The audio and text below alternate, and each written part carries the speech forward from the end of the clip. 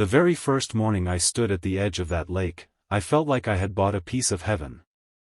The mist hovered just above the water, and the rising sun made the surface glow like it was covered in gold. But as beautiful as that moment was, I knew the lake itself was far from perfect.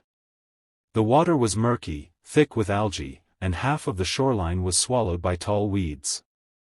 The old dock had collapsed into the mud, tilted at a strange angle like it had given up years ago.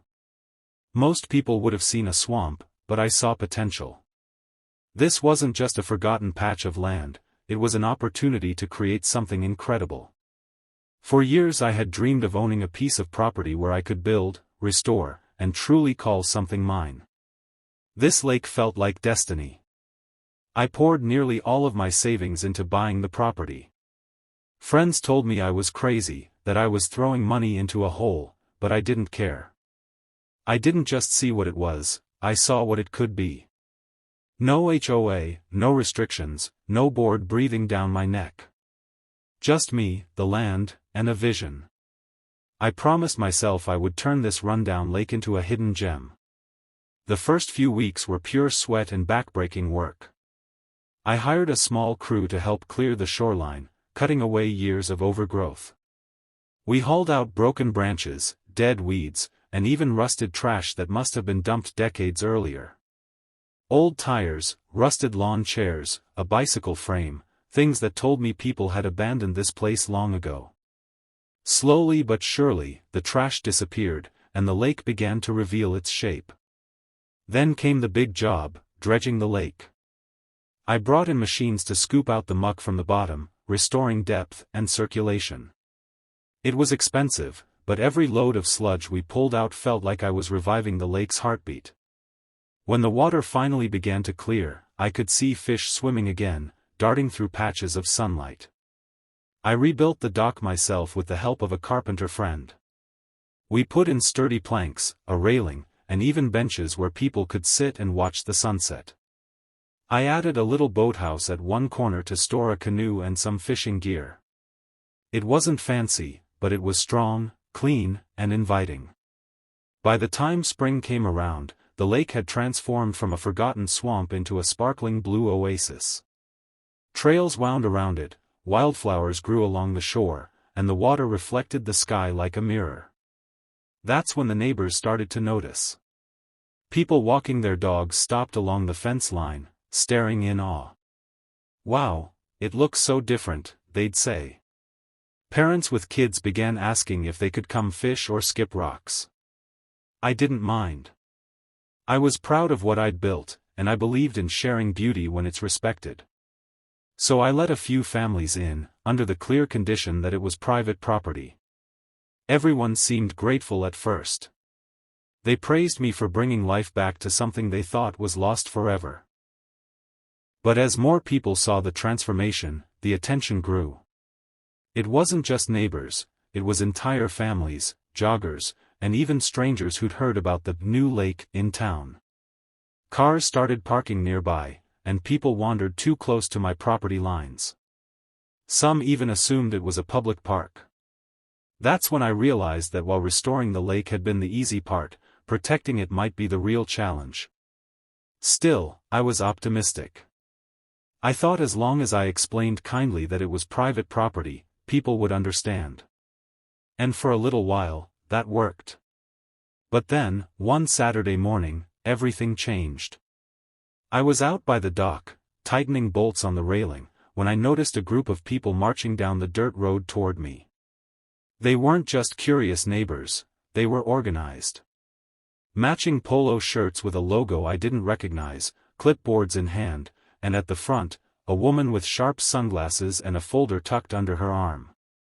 She walked like she owned the place, chin high, steps quick, and a smile that looked more like a warning than a greeting. "Good morning," she called out as if she was addressing a crowd, not one person. "Beautiful lake you've got here." I nodded, wiping sweat from my forehead. "Thanks. I've been working hard on it." She stepped closer, flipping open her folder. "Yes, about that. There's been a mistake. This lake actually belongs to our community's HOA. You'll need to hand it over." At first, I thought it was a joke. I laughed and shook my head, but when I looked back at her face, I realized she wasn't smiling. She was dead serious. Behind her, the others nodded like backup dancers in some twisted performance. The woman, who I would soon know as Karen, the HOA president, didn't flinch as I tried to explain. "No," I said firmly. "This is private property. I bought it. I have the deed, the title, and every record you can think of.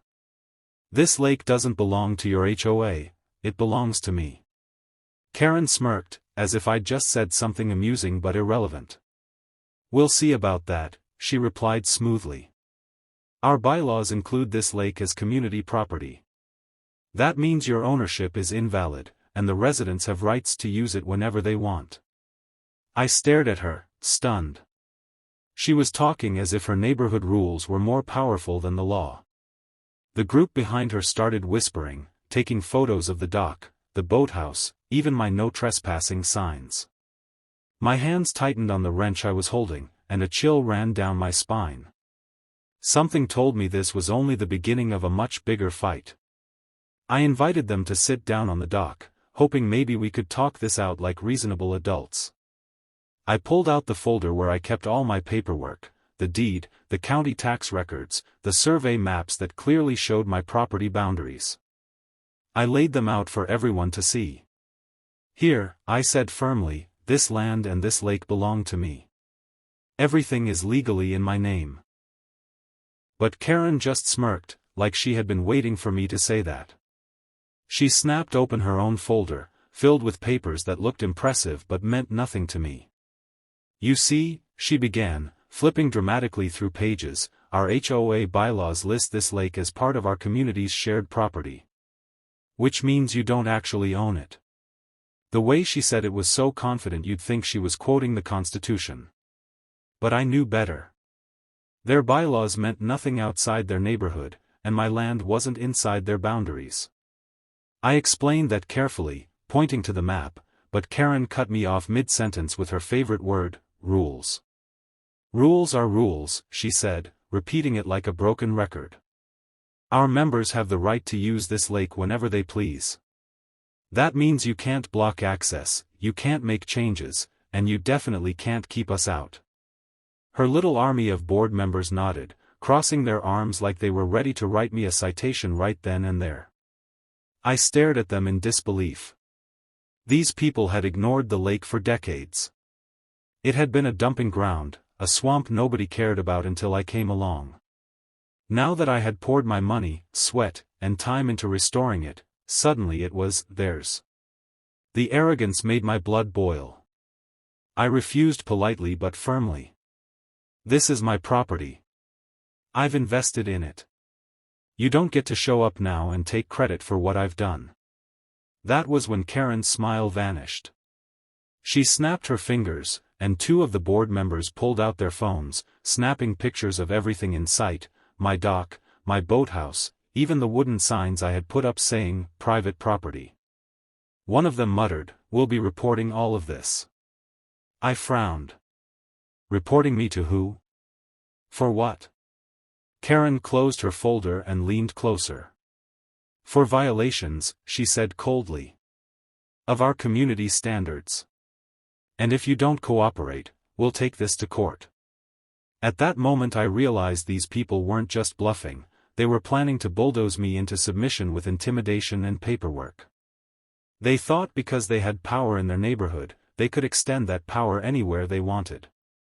I told them again to leave my land, but they walked off slowly, taking pictures the whole way, as if marking their new territory. Over the next week, things spiraled. At first, I noticed a few strangers wandering onto my property. A couple of teenagers were swimming in the lake one afternoon when I returned home. I told them to leave, and they looked genuinely confused. "Our mom said this is community property," one of them said. That was when it hit me, the HOA was telling families that my lake now belonged to them. The next morning, I found footprints leading down to the dock and soda cans floating in the water. A few days later, I discovered trash bags tossed along the shore, and stuffed in one of them were HOA flyers for their upcoming board meeting. They weren't even trying to hide the fact that they were invading. Then came the letter. It was thick, heavy, and official-looking, stamped with the name of the HOA's lawyer. Inside was a formal demand: surrender the lake to the HOA or face a lawsuit. The letter claimed I had illegally restricted community access, that my improvements had been made without proper authorization, and that the HOA had the right to reclaim the property for its residents. Reading it made my stomach turn, not because I believed it, but because I realized just how serious they were about stealing what I had built. Most people might have panicked at that point. The HOA had lawyers, money, and a reputation for bullying people into submission. But I wasn't like most people. I had the deed in my hand and the truth on my side. If they wanted a fight, I was ready to give them one. That same day, I drove down to my attorney's office and laid everything on his desk. "Do I have a case?" I asked. He flipped through my documents carefully, studied the survey maps, and after a few minutes, leaned back in his chair with a grin. "Not only do you have a case," he said, "you have a slam dunk. They don't have a leg to stand on." His words felt like a lifeline. The HOA had been so loud, so intimidating, that part of me wondered if they actually knew something I didn't. But hearing my lawyer's confidence erased all those doubts. Still, the harassment didn't stop. HOA members continued to show up uninvited. I'd wake up in the morning to find people fishing off my dock, claiming they were within their rights. When I told them to leave, they said they'd be reporting me to the HOA board. It was surreal, strangers on my land telling me I was breaking rules that didn't even apply to me. A few nights later, I caught someone trying to break into my boathouse. When I shouted at them, they bolted, but not before leaving behind a folded HOA notice taped to the door, declaring the structure an unauthorized addition. The stress was unreal, but I refused to back down. I documented everything: photos of the trespassers, piles of trash, even the flyers they left behind. Every piece of evidence went straight to my lawyer. "Keep collecting," he told me. "The more you have, the stronger we'll crush them in court." And then something happened that pushed me past the point of patience. One evening, I came home to find a family setting up a picnic on my property. They had a cooler, a blanket, and their kids were already wading into the water. When I approached, the father stood up and said confidently, "The HOA told us this is community land. You can't kick us out." I was furious but kept my voice calm. "This is private property. You've been misled. I own this land, and you need to leave now." They eventually packed up, but not without shooting me dirty looks, as if I was the bad guy.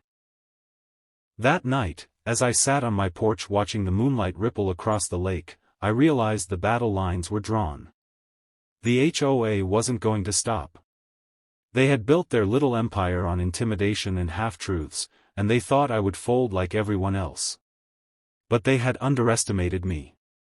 I wasn't just going to defend my lake, I was going to expose them for what they were. This wasn't just about property anymore. It was about principle.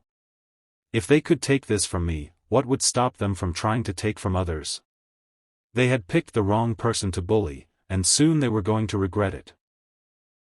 I walked into my attorney's office with a box full of documents, photographs, and even recordings of conversations I had with HOA members trespassing on my property. My lawyer, a calm but sharp man who had dealt with bullies like this before, spent hours sorting through everything. "They overplayed their hand," he said, shaking his head. "They've built a case on nothing but intimidation and lies. This is going to backfire on them, hard." Hearing that gave me a surge of energy.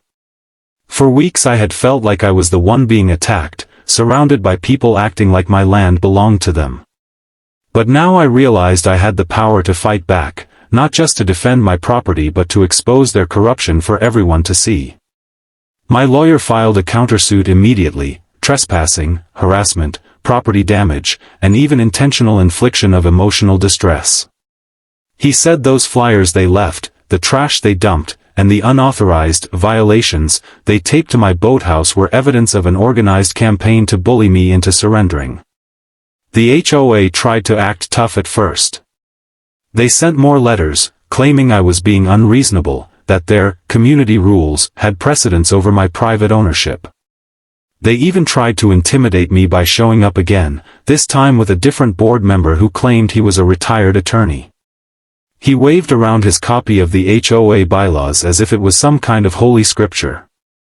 I just stood there calmly, pointed at my deed, and said, "See you in court." That shut him up quickly. But as bold as they tried to act, I could tell they were rattled. Karen, their president, had lost the smugness she once carried. She stopped coming around in person and sent others to do her dirty work. I figured she was preparing for court, thinking she could somehow spin this in her favor. When the day finally came, I was nervous, but I walked into that courtroom knowing the facts were on my side. The HOA showed up in full force, a row of board members sitting behind their lawyer, glaring at me as though I had stolen something from them. Their attorney stood up first, speaking in a dramatic voice about how the lake had always been part of the community, and how I had unlawfully restricted residents from enjoying it. He waved the HOA bylaws in front of the judge and claimed they were binding. For a moment, I worried the judge might actually listen. But then my lawyer stood up, calm and confident, and began laying out the truth. He presented the original plat maps from the county, clearly showing the subdivision boundaries ending well before the lake. He showed the tax records proving that for decades, the HOA had never paid a dime on the property. He presented my deed, legally transferred and recorded, showing I was the sole owner of the lake and the surrounding land. Then came the evidence of harassment. Photographs of strangers trespassing, HOA flyers dumped in trash bags, and even the bogus violation notices taped to my boathouse. Each piece of evidence made the HOA lawyer shuffle his papers more nervously. When the judge asked directly, "Do you have any deed, title, or record that shows the HOA owns this lake?" their lawyer hesitated, glanced at Karen, and finally muttered, "No, Your Honor." That was the turning point. The judge leaned forward and said firmly, "This lake is private property. The HOA has no jurisdiction, no authority, and no claim to it. Furthermore, the plaintiff is awarded damages for the harassment and trespassing he has endured." I felt a wave of relief crash over me. Karen's face went pale, and the board members behind her looked like someone had pulled the rug out from under them. The judge even ordered the HOA to pay all my legal fees, which meant not only did they lose, they were going to feel it in their wallets. Walking out of that courtroom, I felt 10 feet tall. But the story didn't end there. Word spread quickly through the community about the HOA's embarrassing loss. At first, I expected more hostility, but something surprising happened instead. Families from the neighborhood started reaching out to me privately. They apologized for what the board had done, telling me they never supported Karen's crusade in the first place. Many admitted they had been pressured into silence because they feared retaliation from the HOA. They thanked me for standing up to them, saying I had done what no one else had the courage to do. That gave me an idea. Instead of shutting out everyone, I created a membership system for the lake. Families who wanted to use it could pay a small fee, and that money would go directly into maintaining the trails, cleaning the water, and stocking fish. It wasn't about making a profit, it was about creating a fair system where everyone respected the lake instead of abusing it. People loved the idea. Soon, families were signing up, kids were fishing off the dock, and parents were hosting small picnics along the shore. Unlike before, there was order, respect, and appreciation. The lake became a place of joy, not conflict. As for Karen and her board, their reputation crumbled. Residents voted most of them out at the next HOA election, furious that they had wasted community funds on a lawsuit they couldn't win. Karen tried to defend herself, claiming she had only been protecting community interests, but no one bought it. She eventually stepped down, her power completely shattered. I even heard she put her house up for sale a few months later. It was ironic, she tried to take my property, and instead she lost her standing in the very community she ruled over. Now when I sit on my dock and watch the sunset reflect across the calm water, I feel more pride than ever. This lake isn't just mine by deed, it's mine because I fought for it, defended it, and refused to be bullied. People still come by, but now they come with respect, with gratitude, and with an understanding of the rules I've set. The kids laugh, the water sparkles, and I sometimes catch myself smiling, remembering how close I came to losing it all if I had given in to fear. So the next time someone tells you the HOA runs everything, remember this story. They may have power inside their own fences, but they don't own the world. When you stand up to them with the truth, with courage, and with the law on your side, you can win. I bought a forgotten lake, I restored it with my own hands, and when the HOA tried to steal it, I beat them in their own game. That lake will forever be a reminder that sometimes the underdog wins, and wins big.